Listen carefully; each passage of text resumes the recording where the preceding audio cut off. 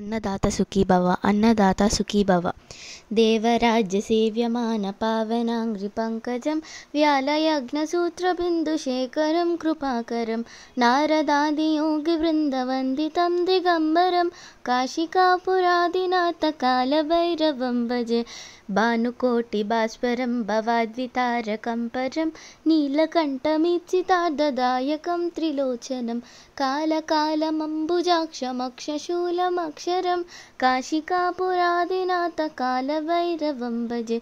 शूलटङ्कपाशदण्डपाणिमादिकारणं श्यामकायमादिदेवमक्षरं निरामयं भीमविक्रमं प्रभुं विचित्रताण्डवप्रियं काशिकापुरादिनाथकालभैरवं भजे। भुक्तिमुक्तिदायकं प्रशस्तचारुविग्रहं भक्तवत्सलं स्थितं समस्तलोकविग्रहं विनिक्वनन्मनोज्ञहेमकिङ्किनीलसद्गतिं काशिकापुरादिनाथकालभैरवं भजे। धर्मसेतुपालकं त्वधर्ममार्गनाशकं कर्मपाशमोचकं सुशर्मदायकं विभुं स्वर्णवर्णशेषपाशशोभिताङ्गमण्डलं काशिकापुरादिनाथकालभैरवं भजे। रत्नपादुकाप्रभाभिरामपादयुग्मकं नित्यमद्वितीयमिष्टदैवतं निरञ्जनं मृत्युदर्पनाशनं करालदंष्ट्रमोक्षणं काशिकापुरादिनाथकालभैरवं भजे।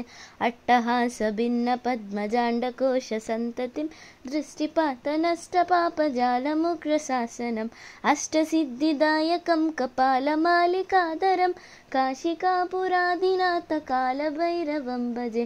भूतसङ्गनायकं विशालकीर्तिदायकं काशीवासिलोकपुण्यपापशोधकं विभुं नीतिमार्गकोविदं पुरातनं जगत्पतिं काशिकापुरादिनाथकालभैरवं भजे। कालभैरवाष्टकं पठन्ति ये मनोहरं ज्ञानमुक्तिसाधनं विचित्रपुण्यवर्धनं शोकमोहदैन्यलोभकोपतापनाशनं ते प्रयान्ति कालभैरवाग्निसन्निधिं नराध्रुवं ते प्रयान्ति कालभैरवाग्निसन्निधिं नराध्रुवं ते प्रयान्ति कालभैरवाग्निसन्निधिं नराध्रुवम्।